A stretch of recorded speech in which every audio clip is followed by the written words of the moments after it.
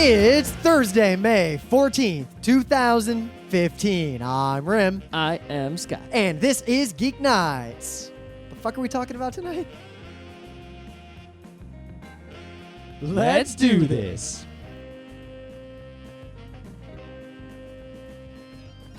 So, biking home today, I was going to have a bunch of anecdotes about how, for whatever reason, today must have been like shithead biker day. Like, I bumped into more people on bicycles. Yesterday was Bike to Work Day, that Wednesday, and I think it's Bike to Work Month also. also. Oh, because yesterday a whole bunch of shitheads had set up these tents, like blocking the bike lane, giving away free shit. That's really got in my way. That's transportation alternatives doing their thing. Guys, they do that every year. You haven't noticed? You know what? I think they do it multiple times a year. Yeah, you know what I probably noticed it as? Some shitheads are blocking the bike lane. They've actually upgraded. Usually I just pass it by and ignore them.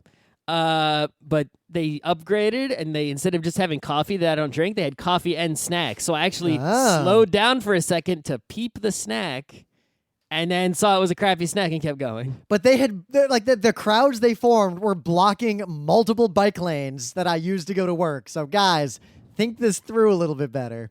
But no, so today I run into it. Like, I've never seen so many adults who clearly do not know how bicycles work attempting to ride them in New York.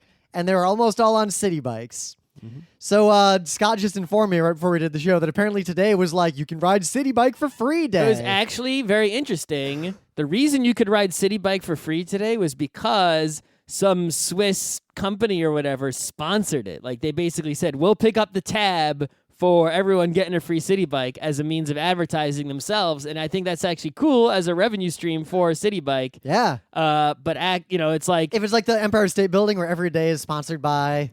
Well, I guess sort of, but think about it this way, right? Let's say today they would have had 100 people buy day passes, right? Okay, that costs X dollars. That's how much revenue they bring in. If day passes are free, because this company is paying for them, a lot more people are going to get day passes. I'll just go get bikes and take them to other stations. Right, just to ride bikes around. But meanwhile, they're still getting paid probably pretty close. You know, I can't imagine they would make a deal with too much of a discount, right? You know, that company is paying for all these day passes. So they're not actually giving away for free. They're just increasing sales. Yep. It's interesting, though, because I had no idea that this was going on. All I knew was shitheads on city bikes who don't know how to ride bikes were wobbling around all over the place, going the wrong way in the middle of the street. I'm sure business people already knew this, but that's a great business idea I never heard of before, where it's like, let's say I sell apples in my fruit store, and it's like, you know, apples, 10 cents. I'm going to sell X apples. If it's free apples, but I'm getting the 10 cents from Rim, who said, I'll pay for everyone's apples today. I'm going to sell out of apples and make way more money. Me paying for all those apples is way cheaper than me buying, like, an ad. Well, because what you're doing is you're buying people liking Rim. And I'm the one profiting from that with my store, and everyone else is profiting with the apples. It's pretty much, like, just good all around. We're onto something here today. Yeah, so we just need to find... So here's the next thing. If you want to advertise on the internet, the way to do it is find a popular website that otherwise has ads and instead buy the site's ads and put no ads up except a tiny banner that says no ads because of us.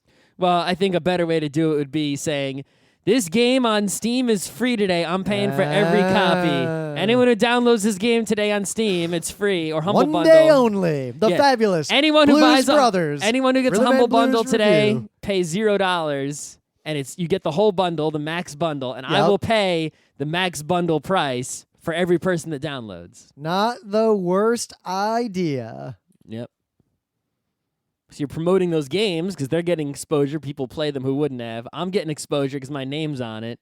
People are getting free games. And the people who make the games are getting money, and I'm just spending money, but I'm getting the exposure that I was paying for in the first place. Don't do it with City Bike because those people were in my way. All day. It was awful. I didn't bike to work today only because I went to El Dentist. I've biked to work like 12 times this year so far. The dentist said I was looking great. No problems. My teeth are awesome. Not bad. I bite you. I don't really want you to bite me. But they're so clean right now. It's the best time for me to bite you. No, but then you'll get them dirty right away. Are you filthy? I just biked here. You're going to get a bunch of New York all over your teeth. Yeah. So, I in think the give me a news, brush. As I pointed out on Twitter, because we chose not to pay for upgraded infrastructure with money, we're now paying for our lack of upgrades with literal human lives, because one of the biggest train disasters like in recent history happened, and an Amtrak train basically like crashed and killed a ton of people. Yep. I think they found the 8th dead person so far. They're not sure how many people are dead. How is it so hard to find people? Aren't they just all in the train? Did train? you see pictures of the train? Yeah, but aren't they just next to the train or under it or in No, it? they're like crushed inside of that. Like, how are you gonna? They gotta cut this thing apart and get inside it. Look at that. Yeah, that took this many days? Yeah. All right. Shit's not easy. Okay. So basically, this should be a wake-up call, but the reality is already, one, it's a partisan issue, and two, almost no one actually cares. The Republicans, funnily enough, they had basically, like along with the Democrats, sort of passed this thing a while ago that said Amtrak has to put in this fancy system that will prevent accidents exactly like this one. But they didn't give Amtrak any money to do that, and simultaneously, they had been cutting Amtrak's budget constantly. Isn't there some train-making company that that wants to lobby the government and... So I don't think there's a lot of money in the train making enough to be worth lobbying. Trains they're so expensive. You got to imagine a train business could profit heavily if they convinced the United States to spend tax dollars on trains. The thing is, there's I so think much space here. I think the cost of convincing the United States is so high that you could never make a profit. What if I already have so much money because I'm Google, and then I buy a train company and then lobby? That could happen. You know what we need? We need a Rockefeller to come and say, look, fuckers, and just do it with money. But that's not going to happen.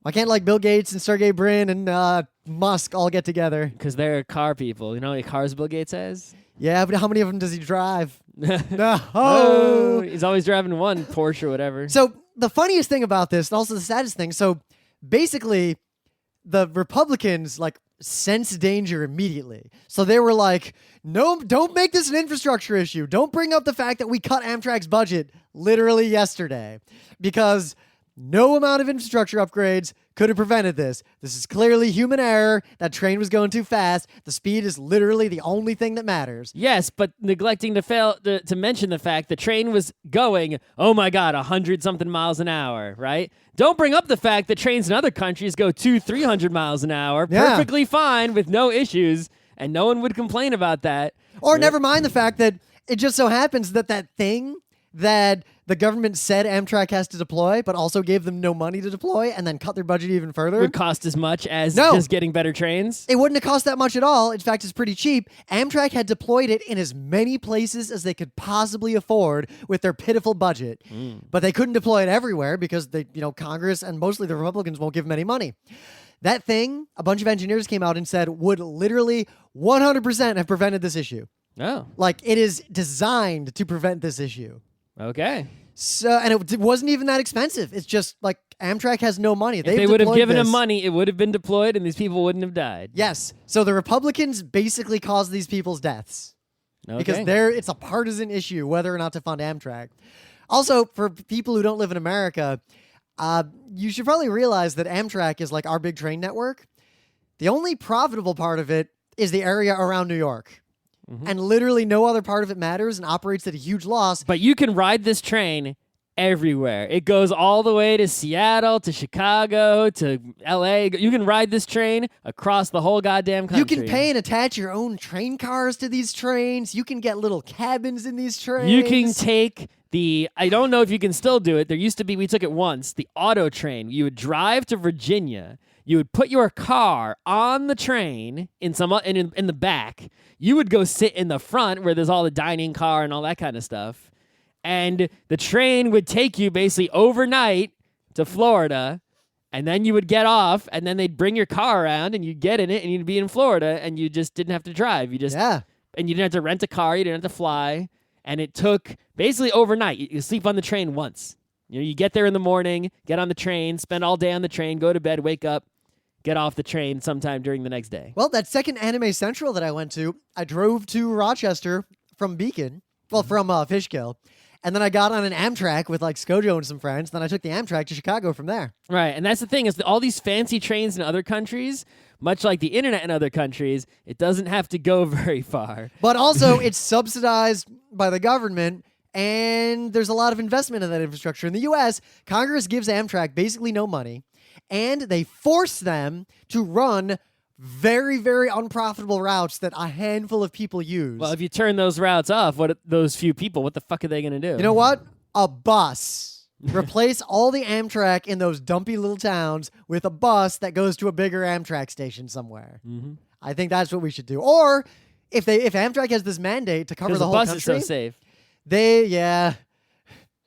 I'm not saying Amtrak's that unsafe yet. I'm just saying that they should either fund it enough to cover that mandate or drop the mandate. Like I knew some people who wanted to go to Minnesota for the Netrunner World Championship, which I would never go to in Minnesota. I would fly and rent a car. Obviously, that's what I would do too. But they were the kind of people who were afraid of flying. So What? So they took Amtrak. Don't go to Minnesota. There's no way to get there. They took Amtrak to Minnesota, and they made it. And they How played. long did that take? I don't know. They played Netrunner on the train the whole way there.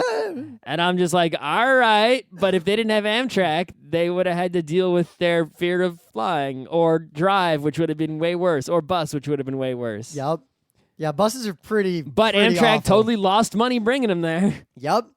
So How many people were on that train? I can't imagine a lot. And meanwhile, America has this like weird obsession with making mass transit they treat it like a business, like it has to be profitable. It has to make profits. It has to like self-fund. But roads don't have to self-fund. Nope. Roads get funded by the government. Yep. And somehow they don't see how utterly fucked up that is. Well, because I think it's a matter of not understanding the cause and effect, right? It's like people drive, therefore we need to fund roads. And it's like, actually, people are driving because you fund roads. If you funded trains and stopped funding roads, people would stop driving, Yep. and they would take the train more. Or like Midwestern people, like, oh, buses are for poor people. It's like, yeah, that's because buses are cheap and they suck. Mm-hmm. That's why you would have this impression that only poor people ride them. If you paid money to make fancy buses, poor people would stop using them and rich people would use them. Yeah, look at Google with Right. their private buses. And Whatever you spend the money on, it's not give money to what people use, it's give money and people will use the thing you give money to. Or maybe, just maybe, You tell the people where to go, they don't tell you where. just maybe, connecting all the wide spaces in America with trains is stupid. And maybe we should just use bullet trains to connect all the major cities on the two coasts. I mean, flying to Boston is a ridiculous waste. Yeah. Because a bullet train would literally get you there faster than flying. And in fact, if you account for the TSA security bullshit and getting to and from the airport, it's actually faster to take our existing shitty Amtrak Acela to Boston than it is to fly there. You don't think they would put the TSA security on the fancy bullet train? They haven't so far.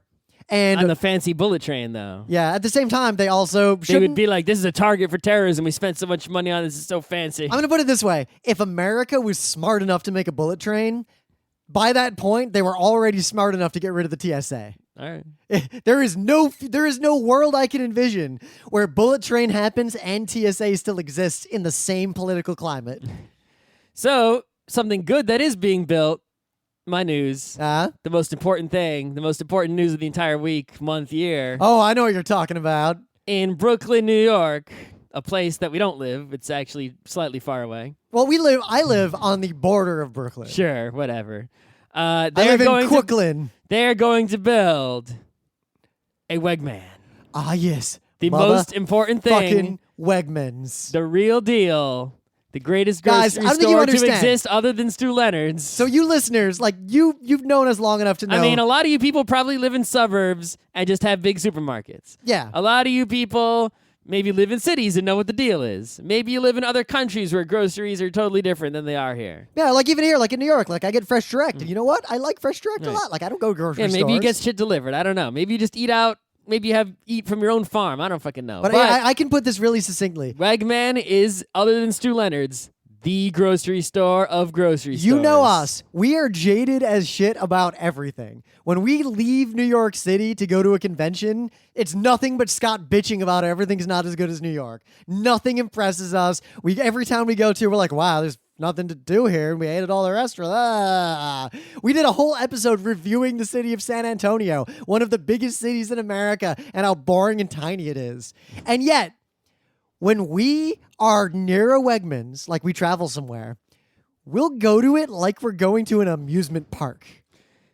They're We will go- most of the Wegmans are so big and they have every food imaginable, and the food quality is so high, and the price is average. Yeah. But they're like, oh, it consists not only that, but not even for the customer, how amazing it is, a place it is. For the employees, it's always like number one place to work, Wegman. Yeah, they're super ethical. They pay their employees like real living wages. Like everything about this place is great. And they're going to finally build one in New York City. Now, there's a real important question. How much question. does it cost to rent an apartment near where this place is going to be? About as much as it costs to rent right here, because while it's time to move then. I got to be within walking distance. It's in like that green pointy, like that sort of like got to be in walking distance. Rising area. So it's in a hot area, but it's in a hot area that's furthest away from the hottest areas, and it has basically no subway access. How do I get to work? You could walk to the G and then take that to further Brooklyn. You could walk all the way Is to there like a water taxi there? I'll bet there will be. I could take the water taxi over the East River in the winter. Yeah. And then take a crosstown something. Well, in the summer, I would just bike over the Williamsburg Bridge. Obviously. I'm talking about the winter. Well, no, if you were living down there, you would want to bike up through Brooklyn and bike over the Queensboro Bridge. Sure. Anyway, so there's a big question that we didn't think about because there's one thing left. It's only going to be 25% smaller than a regular Wegman. So only 75% the size. I'll take it. There is one thing left now that New York City lacks other than a DeBella's? roller coaster park. Yeah, DeBella's. But Wegmans has sort of a DeBella's in it. So that's what I'm getting at. Will the deli counter at this Wegmans have the 90% as good as DeBella's subs? I can't see why it wouldn't. If it does, I don't know what I'm going to do other than bike eat there. down there and get a sandwich. Stop there every day on my way home. Bike over, grab a sandwich, go bike to the over park, there for lunch from my office. Eat the sandwich, go back home with the backup sandwich. We have detoured dozens of miles out of our way to go to DeBella's on trips to other places. Why wouldn't you? If you're stupid, if you're gluten intolerant, there's that. I should buy a bodega around here. And just copy the Wegmans formula? No, and make it a Wawa. Oh. Yeah, see, while we lack Wawa, I think we make up for that with our combination of bodegas and street food. But imagine if one of the bodegas was just a Wawa. It had a Wawa brand on the outside. You know what I just imagined? If that weird gas station right next to our apartment, like the studio right here. Yeah, that's a good example. If that was a Wawa. Right, there's no reason it can't be. I would. Why couldn't it be? There's no reason it shouldn't be. Right. That place will make bank, too. Once those new buildings open up. No, even that place, all the good restaurants are at least several blocks away. That is the place. You know what it would do? It would kill the deli downstairs in my building. Maybe.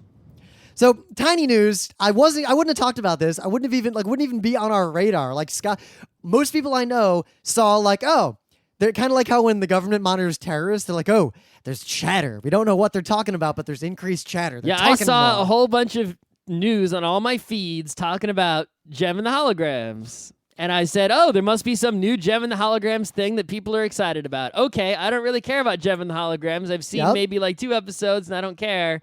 So I will ignore this. Now, that's how we stay abreast of stuff on the internet. By we know if something's trending, even if we don't know why or care. You at least know, we had the pulse. I'm tapped into the feeds. Yeah, something's going on with the I know Gem. what's going on. I know what I need to know. So I was in the same boat. But then I saw a tweet from Ben Kuchera, and he felt the need to have an article on Polygon about this trailer. Okay. So I was like, all right, that's worth clicking on. I guess if something's trending, you're going to write an article about it to try to get some hits, right? Why wouldn't So I clicked you? on it, and the story was kind of fascinating, so I watched the trailer.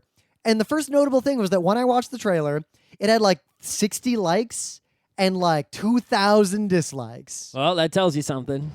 And so, by the way, so they're making not only they're making Gem and the Holograms, right? It's a live action Hollywood movie, Gem and the Holograms. So it is a live action Hollywood movie that is called Gem and the Holograms. And they are all named after characters in Gem and the Holograms. There appears to be no magic, no technology, no supercomputer. I don't think there's even any misfits. And it's basically, remember that movie with Tom Hanks and younger actor who looks like Tom Hanks? No. Okay, anyway. This is basically a tween version of That Thing You Do about a fake, YouTube celebrity band becoming famous. All right.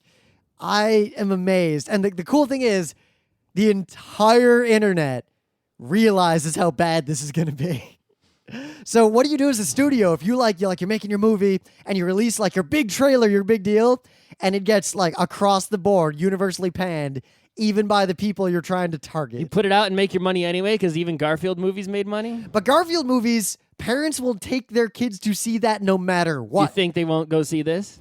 I don't know. I don't know. There if are they will. people who like this kind of movie, right? Let's say you took the same movie and didn't call it Gem and the Holograms, called it something else. I'm sure. I'm sure there's already 30 movies just like that. But those people, they will see and like this movie as well. They don't care that it's Gem and the Holograms or not. And at least some Gem and the Holograms fans will also go see it. You know who'll go see it? The people who liked who don't know Pitch better. Perfect. I don't know what that is. It's is that a basically movie the same kind about of movie? an a cappella group. All right, it made like $100 million. That's money. I'll take money. it. I'll take it. All right. You can give that to me.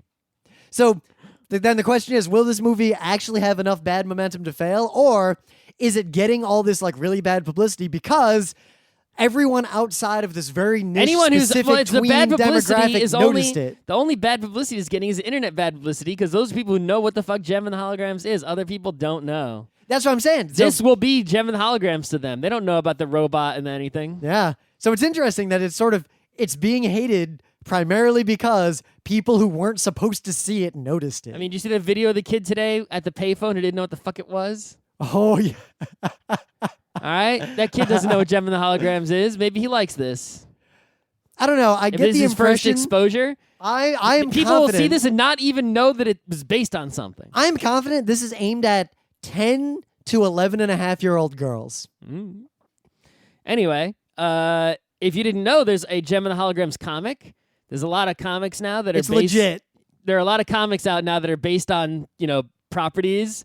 And unlike other mediums, when they just base, new material on old licensed properties, many, not all, but many of the comics based on properties are good. Adventure Time comic is good. Brave Azura's comic is good. There's a lot of good comics based on the stuff that you like anyway. So if you like Gem and the Holograms, it's a comic book. You can go check that out. It has, all the magic and stuff. Yeah. It's not like this movie. I mean, really, Gem and the Holograms should have been remade a lot like that Equestria Girls thing. Like that kind of media was how you remake that. Oh, yeah, because that's so great. It's not for us. It's not. But that is the way you do it, because it's basically like it's music driven, it's a cartoon, it's got all that kind of fantasy stuff that like made Gem what it was. Whatever. This thing is literally, watch the trailer just so because you're thinking like, how bad could it be? It's pretty bad. And ignore it after that, and don't worry about anything else anyone says about it. There's literally no reason to pay further attention. But anyway, things of the day. Our friend Judith showed me this. It's kind of an amazing video. Needs a little bit of discussion. So this is a video from kind of like public access TV. Like, I don't know what network it was. I'm trying to figure this shit out. But basically, kind of like how PBS and like other networks would do like telethons or fundraisers or auctions or things. So public television, people who are only in the United States might know this, who are old like us, who watch public television when it, So we have a channel, it's PBS, and it's public television, so the government pays for it, but the government doesn't pay for it enough, so it won't survive with just the government's money alone, but it also doesn't do commercials, and the programs it puts on are usually things like Sesame Street and whatnot that, don't, other educational, highbrow content that's not really going to rake in tons of viewers and tons of, money from sponsors and whatnot. So the money comes from these donation drives where basically they'll go on and they'll have programs, but in between the programs, they'll stop and talk to people and be like,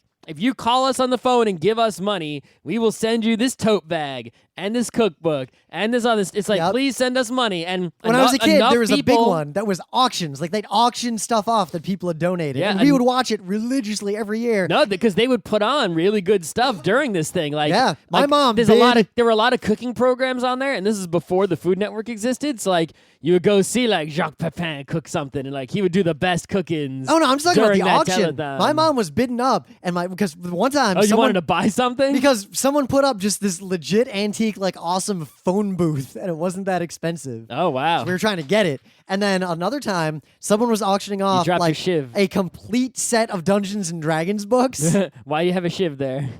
This is my Google Glass screwdriver. I used it for a task. It looks like a shiv. This is shiv for like a rat. Anyway, maybe a chinchilla could wield this. So you'd call them up and give them money, and they'd send you stuff, and you become a member, and then that money would keep the network going. And so this is that. It still works. The network is still around. This is that. This is from 1992. This was on television, the Gallery 33 like art auction thing. The video is great, one, because if you've never seen this style of programming, it is gone. This is a legacy. This is like the maybe end of the PBS 80s, does still have it, but not like this. The cadence, the words people say, the way they talk, their diction, the way they're dressed, their hair. This is amazing. When people think of the 90s, they're thinking of like the mid to late 90s. The early 90s were like a bad version of the 80s. Well, I think it's just, you're thinking about young people 90s. You're not thinking about what the old people were doing in the 90s, right? People think about the 60s. They think about look at what this hippies... young guy here. This young guy's dressed in an 80s, like late 80s right, fashion. but I'm just saying, like, people think about the 60s or the 50s. They always think about what young people are up to, right? Elvis fans, Beatles fans, hippies, right? Disco kids, right? Yep. No one defines a generation by what the old people were doing in that era. Like, 80-year-old, 70-year-old people in the 70s, what were they into? Still jazz music, probably. Nah. Right? So, anyway, not to get too down into this, watch this video because this is an art auction, and this video is a supercut of one person who donated several pieces to this. I think they all got bids, like people bid them up and bought them, and it's all furry erotica. Really? Yeah. That one was, I think, called Surfacing. The funniest one at the end is called The Smell of Wet Fur. All right. And the best part about this video is they're just straight-faced. They don't think there's a problem with it? They are 100% straight-faced, but a few of them, like one guy starts to talk, and he's like, those rats, sir, they look like they're having a good time, and let's move on. This is amazing to behold. All right. Someone's bidding on the furry erotica? It all got sold. There you go. So thank you, Judith, the person who showed this to us. So speaking of animals with fur, in Hong Kong, a place Rim recently went, he apparently did not witness this event, though, while he was there. Maybe that's a shame. That's a shame. Somehow, a wild boar, I don't even know how a wild boar lives on an island like that, got into the store via the ceiling. And here's a video of that incident. It's hilarious. The end. There's this great moment where he's on the... like on top of all these shelves, and he's got this look of, the fuck are you all looking at? Like he's looking down at all these people, and the cops are all just kind of hanging out watching him like, what do we do? I'm surprised they had someone who knew how to hog tie it and take it away properly. Well, I guess a hog tie is the correct way to deal with that situation. Right, but someone who had the proper training knew what to do.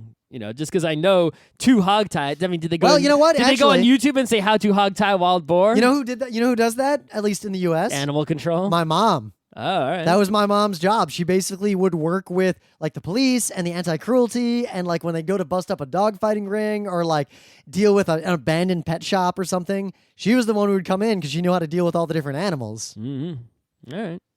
So in the meta moment, the book club book is Hong Kong's gonna call up your mom. Yeah, is still Watership Down. It's a story about rabbits on an adventure fighting fascists and cultists and just trying to make a new home. Mm-hmm. You read it yet? I haven't read it in a few days. All right. Because I'm reading other novels now. I've moved on to several other books since then. If I just keep going on not reading it for longer, it will be a more hilarious and ongoing joke that way. I really like that book. I don't know why you're not reading it. It takes like half a day to read that book. I'm sure if I actually sat down and read it, it wouldn't take very long. Let's do it. 2 weeks. I'll just say this. On that Thursday episode, that'll be the end of it. The longer this goes on, the longer the book I pick is going to be. We got to move on with the book club. It's not much of a book club if we just keep talking about it and don't do it. So I think it's been almost like a ridiculously long time, like perhaps even 6 months or so. Yep. So 2 weeks from now, I'll finish it. And kind of an aside, if you want to see us perform again at PAX Australia, our third PAX Australia in a row, email us or tweet or something and let us know. I want to know how many people, for serious, actually really want us to be at PAX Australia. Is it worth it for me to use my vacation and my monies to go to Australia again when I could just go to someplace with castles or a tropical island or etc.? Because not that Australia isn't part tropical island. Because as much like it's tough because after I went to the second one even without Scott, because I've gone to 2 and the second one's like it was better than PAX South. Like it's for real PAX now in a real venue. It's real hard to imagine myself not being at it every year.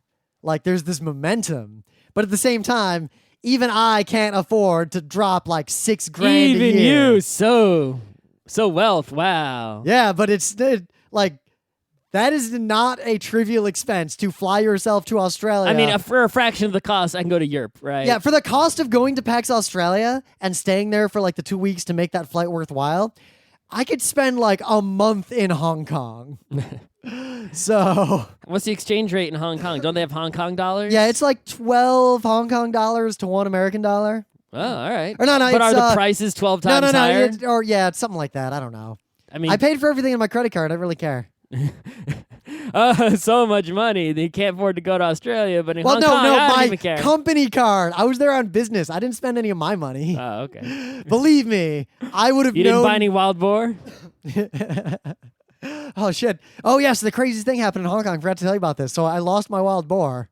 Oh. And how did you get it through customs? So I guess we're doing this show about nuts.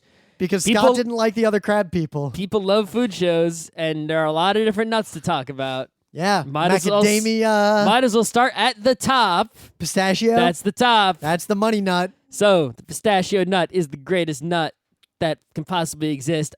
If anyone fucking writes or forums or anything to us talking about what is actually a nut and what is not a nut, you can go fuck yourself. Yeah, we've been down that road. A pistachio nut is called a pistachio nut colloquially, therefore it's a nut. If you try to tell me like a peanut's not a nut, or I don't even know what's a nut and what's not, but I know sometimes someone is going to come out to us and be like, a cashew nut's not a nut. Scott, sometimes you feel like not a nut. Sometimes you don't. They're all nuts. If the word nut's in the name, it's a nut. Go fuck yourself. All right, so pistachio nut is the greatest nut, which is why. Oh, it is a nut. It isn't for real. This article is about the culinary nut and the tree that bears it. Right, fine. The pistachio nut has a protective shell.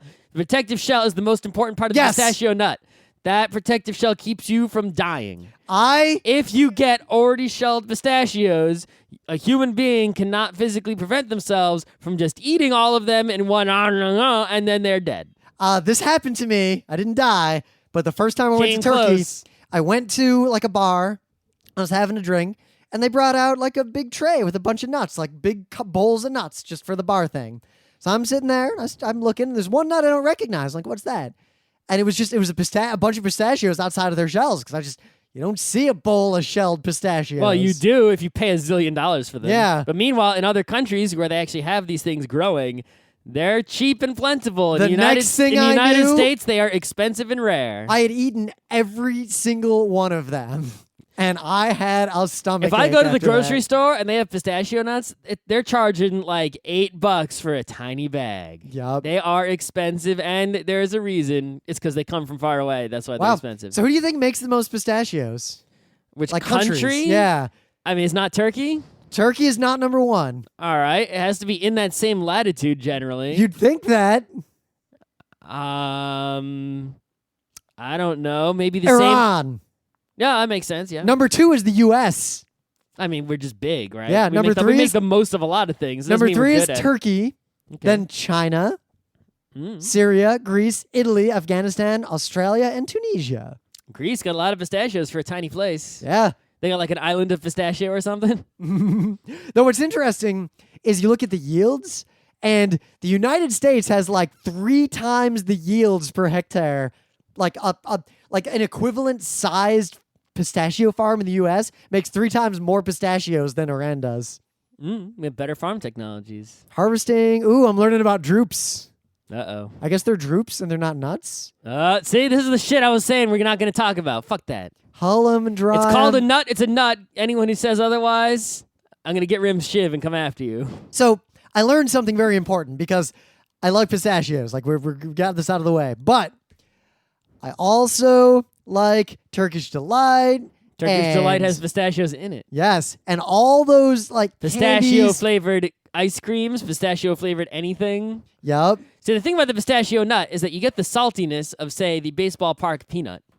But you also get sort of like this oily, fatty tissue part, sort of like an avocado. It's almost like a peanut and an avocado got it on.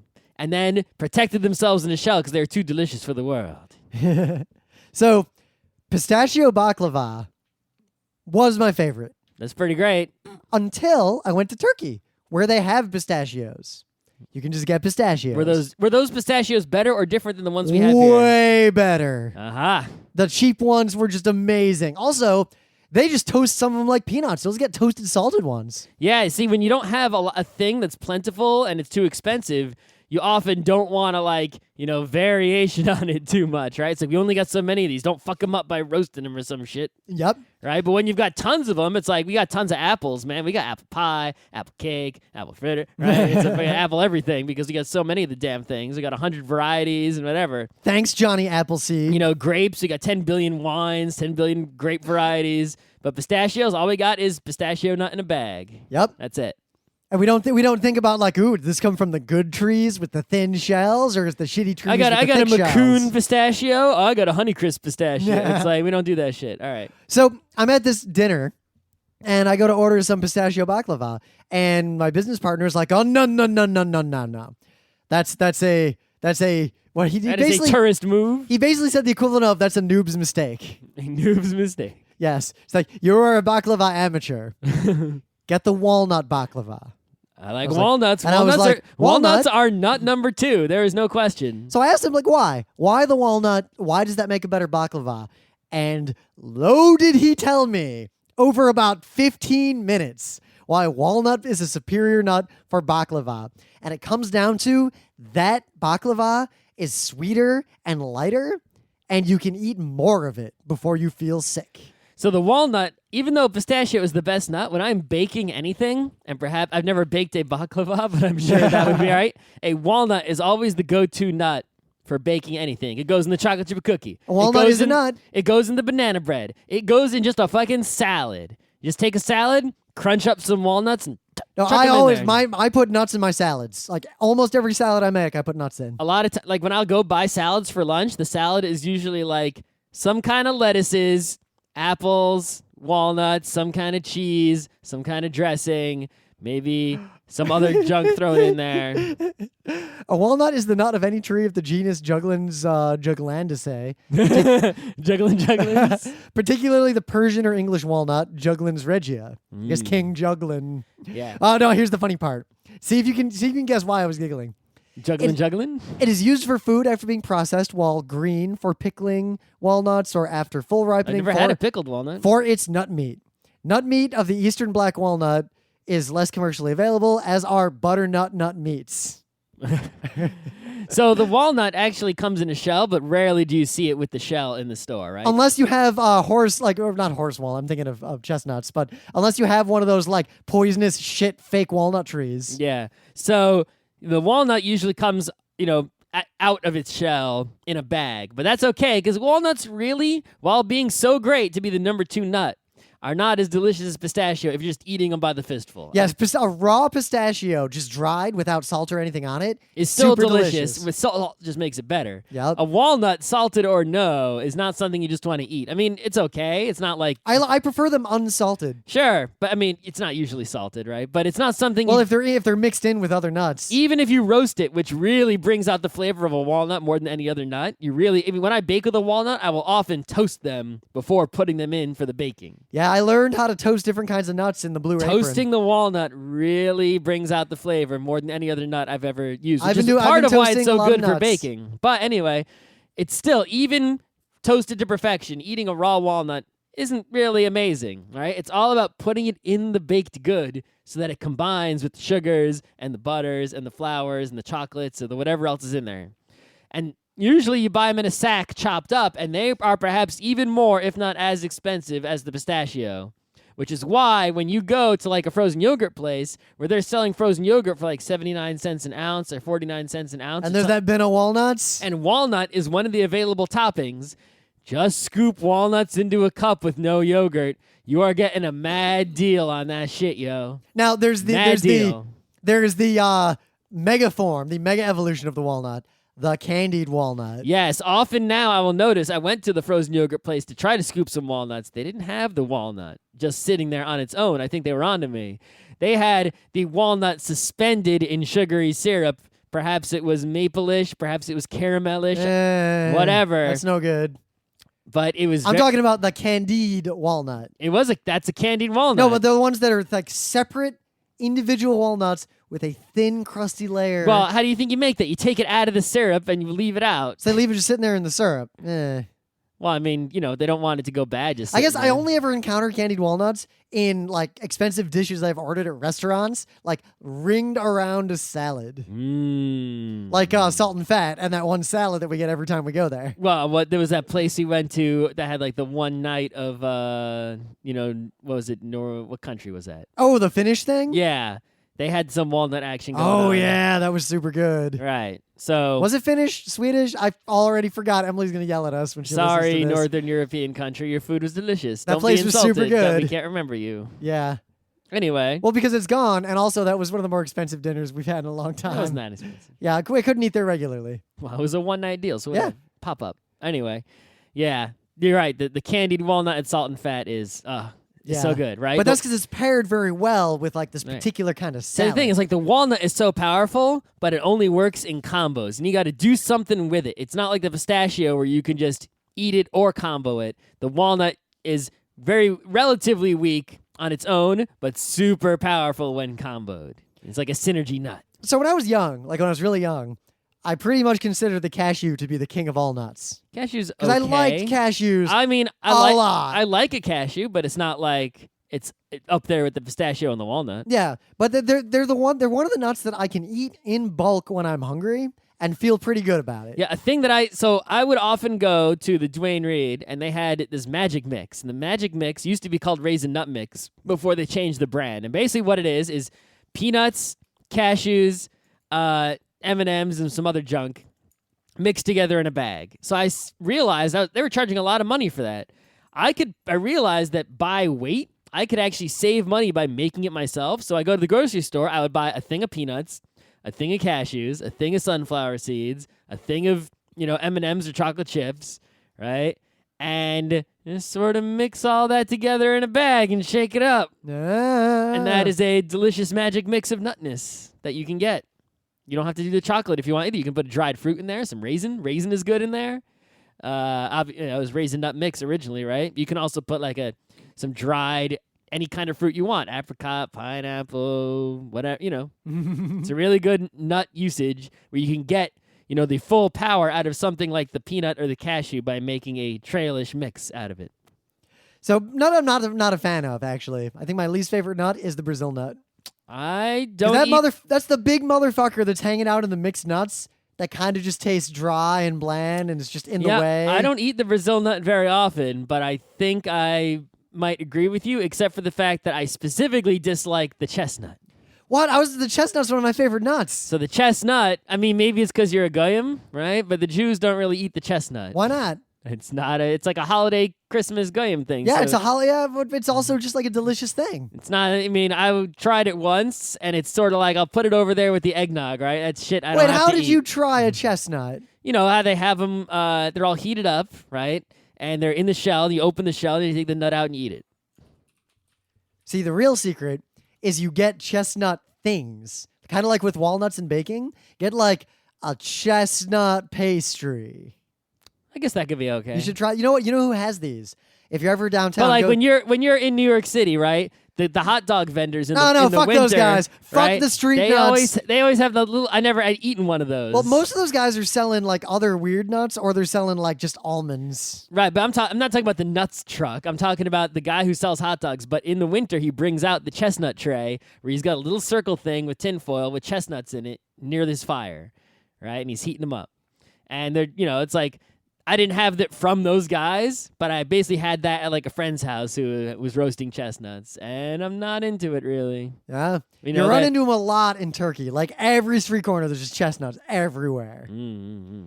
But I don't really like them that much in that form. I actually like them if you go to Takahashi, that really good Japanese bakery downtown, kind of by City Hall, they have basically blueberry and chestnut pastries. Oh, that could be good. That have like cheese. They're so good. I eat one like at least once a week, one of the two. I'll eat that. Yeah, crazy dangerously good. But I mean, there's no way that can approach anywhere near walnut, pistachio, or even peanut level. No, it's better than peanut. Peanut's a different purpose because peanut is the default nut and it's the savory nut. Right. Well, in the United States, peanut is the default nut.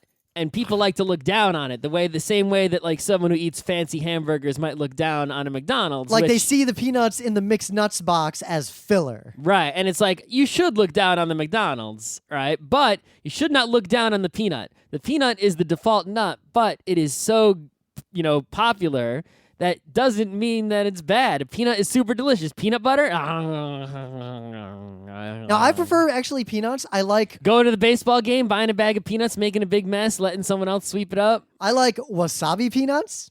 Honey roasted peanut? I'm not a big fan of honey roasted. See, peanut is so common, right, that you can start to get these variations on it that you can't do with the other nut. It's like pistachio in Turkey, peanut in the U.S., and it's still good. If I lived in Turkey and I came to the U.S., I'd be like, oh my God, peanuts. See, my favorite kind of peanut, bar none, is the simple oil-roasted peanut with a little bit of salt. Yeah.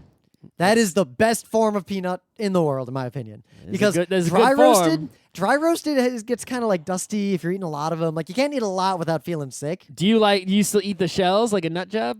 Well, so we're talking about now. I'm only talking about peanuts that are not in their shells. Oh, see, I was talking about the shell when I was talking about the baseball game. Yeah, well, the baseball game peanut is a different kind of peanut experience.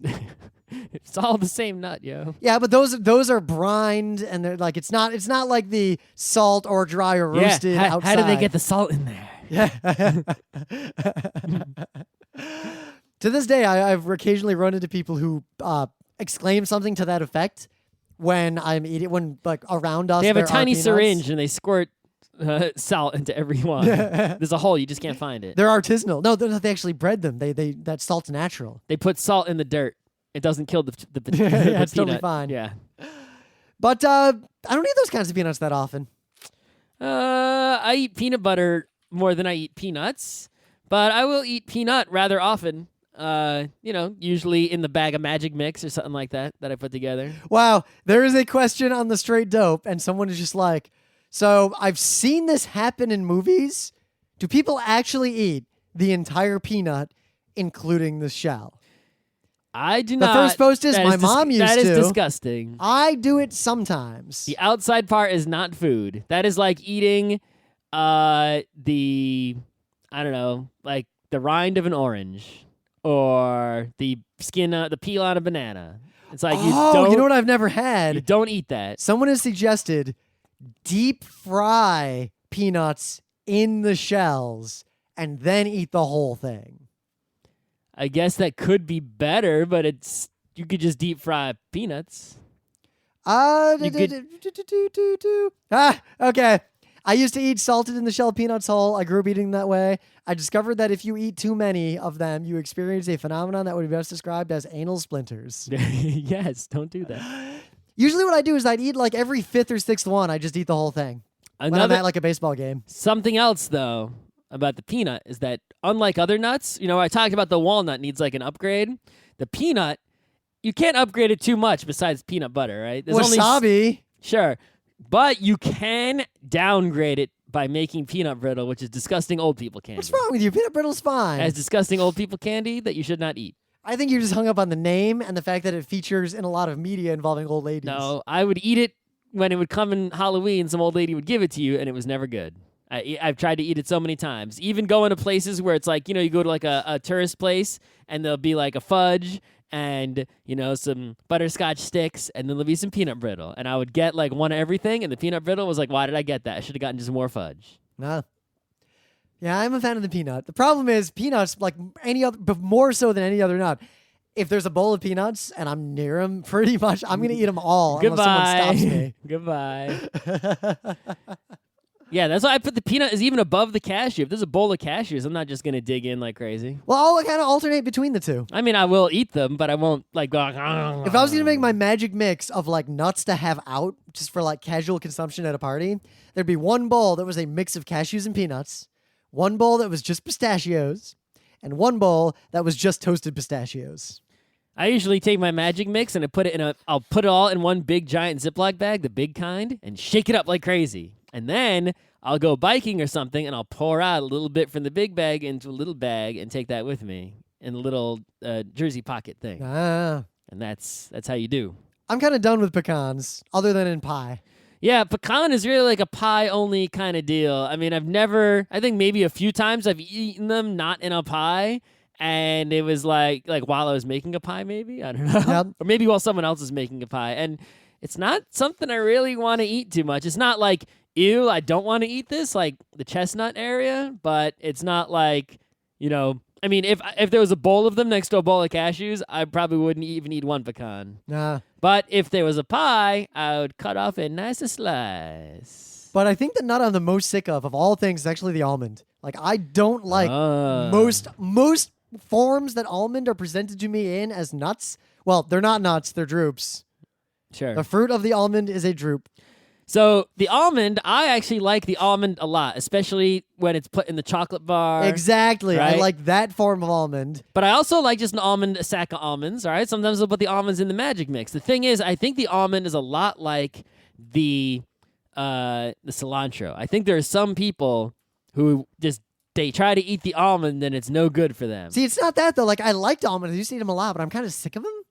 And they're usually like too dry or they don't fit the other things I've got around. The other thing is that almond prices are going up, and there's a lot of things people are doing with almonds, like almond milk, right? People don't know this. Well, some people know this. You can use almond extract instead of vanilla extract. And you probably won't even notice the difference. Well, no, it's actually sometimes it could be way better. Depends on what you're baking, like True. which one you want to choose. But they're both really expensive. Yeah. But almond extract is that's hot stuff to have for if you want to step up your baking to next level. Instead of just using vanilla for everything, figure out when to use the almond and when to use the vanilla and when to use both. But I guess I only like almonds with olives and in almost no other context as just a nut on its own. I could eat a sack of almonds. I wouldn't, though. Not more anymore. readily than cashews. I would eat a sack of in fact, I did eat a sack of cashews over the last 2.5 days. Ugh. So I just bought a big sack of them. I set them on my desk because I'm stupid. Now they're gone. All right. Hence my tweet earlier.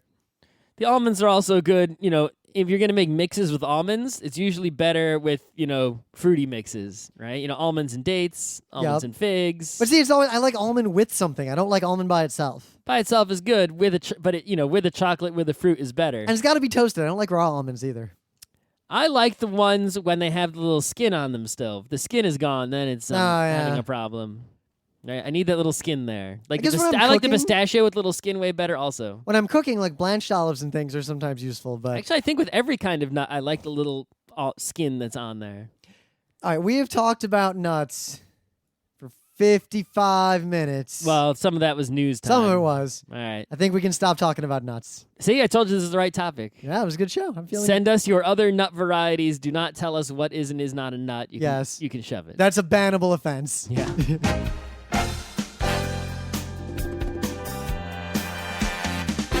This has been Geek Nights with Rim and Scott. Special thanks to DJ Pretzel for the opening music, Kat Lee for web design, and Brando K for the logos. Be sure to visit our website at frontrowcrew.com for show notes, discussion, news, and more. Remember, Geek Nights is not one, but 4 different shows. Sci-Tech Mondays, Gaming Tuesdays, Anime Comic Wednesdays, and Indiscriminate Thursdays. Geeknights is distributed under a Creative Commons Attribution 3.0 license. Geeknights is recorded live with no studio and no audience. But unlike those other late shows, it's actually recorded at night.